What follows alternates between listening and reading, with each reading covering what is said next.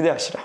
옛사람과 새사람이 계속적으로 우리 안에 이 싸움을 일으키고 있는 거예요. 그런 측면 안에서 이 술에 대한 문제를 봐야 돼요. 단순히 술 먹는 행위에 대한 문제가 아니라 어떤 존재 방식에 대해서 얘기를 하고 있단 말이에요. 많은 사람들이 술을 취하는 걸 죄로 여기지만 성령으로 살지 않는 것은 죄로 여기지 않아요. 자, 그러면 이제 다시 이제 잠언 23장으로 보면요. 잠언 23장 29절. 재앙이 누구에 있느뇨? 근심이 누구에 있느뇨? 분쟁이 누구에 있느뇨? 원망이 누구에 있느뇨? 까닭없는 상처가 누구에 있느뇨? 붉은 눈이 누구에 있느뇨? 그러니까 술 취한 사람은 이제 얘기하는 거예요.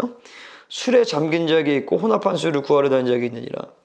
포도주는 붉고 잔에서 번쩍이며 순하게 내려가느니 너는 그것을 보지도 말지어다. 어떤 사람이 이렇게 얘기하죠. 그러니까 술 취하지 말라지 술 먹지 말라는 얘기는 없다 이렇게 얘기하잖아요. 성경 전체에서 술은요 방탕함과 관계가 있어요. 그리고 그런 맥락 안에서 잠언은 좀 더 강하게 오히려 술을 보지도 말라는 거예요. 그럼 어떤 사람이 이렇게 얘기할 수 있어요. 아, 그럼 눈 감고 마시면 되죠. 그거는 여러분 정말 나쁜 놈. 이놈! 그렇게 성경을 해석하면 안 되는 거죠. 그것이 마침내 뱀같이 물 것이요 독사같이 쏠 것이며 이렇게 한번 쭉 하면서 술에 대한 위험성을 얘기하는데 이거를 행위적인 차원에서 보면은 이거 답이 없는 거예요. 술을 보기만 해도 죄라는 거야? 이렇게 되는 거죠. 근데 그게 아니라 이게 아까 얘기했듯이 새 사람과 옛 사람의 관점에서 본다면은 이 새 사람의 관점에서는 내가 도둑질하는 것이 죄일 뿐만 아니라 도둑질, 그러니까 탐욕의 마음을 가진 것만으로도 죄로 규정된단 말이에요. 여자를 겁탈하는 것이 강간죄가 아니라 음욕을 품고 여자를 보는 것만으로도 간음죄를 지었다고 한단 말이죠. 술에 대한 죄도 우리는 그런 맥락에서 볼 수가 있어야 됩니다. 이 새 언약의 관점에서는 내가 술을 마셔도 죄가 아닌 사람이 있을 수 있고 술을 보기만 해도 죄가 될 수 있어요. 사도 바울이 디모데에게 이렇게 얘기해요. 너의 위장병을 위해서 포도주를 조금 마시라라고 얘기한단 말이죠. 그때 마시라라는 것은 그 뿌리와 그 행함의 뿌리와 본질은 뭐냐면은 성전된 자기 몸을 관리하는 차원에서 약으로서 포도주를 마시는 거예요. 그럼 필연적으로 이 마시는 상태에서는 옛사람의 상태가 아니라 새사람의 상태에서 마시겠죠. 아멘?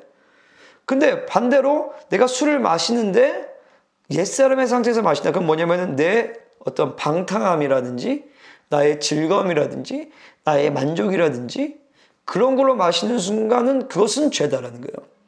무슨 말인지 아시겠죠? 어떤 행위의 문제가 아니라 뿌리와 동기의 문제인데 중심의 문제인데 내가 옛사람으로 살 것이냐 새사람으로 살 것이냐에 대한 문제인 거예요. 아멘이시죠? 그러니까 대부분의 경우는 사실 술을 마시는 것이 새 사람의 상태에서 술을 마시는 경우는 많지 않겠죠. 제가 아는 분 중에 이런 얘기 간증을 한 분이 있어요. 제가 아는 형님인데 자기가 신앙이 어릴 때 수련회에서 이제 약간 깽판을 치고 목사님이랑 막 따지면서 자기가 이제 술을 막 먹으려고 했대요. 그러면서 자기 안에 어떤 마음이냐면 이 목사님이 정말 자기 이해하고 자기를 사랑할 수 있다라면은 이 술을 먹었으면 좋겠다 막 그런 마음을 가졌었나 봐요. 근데 그 목사님이 좀 성령 충만한 목사님이었어요.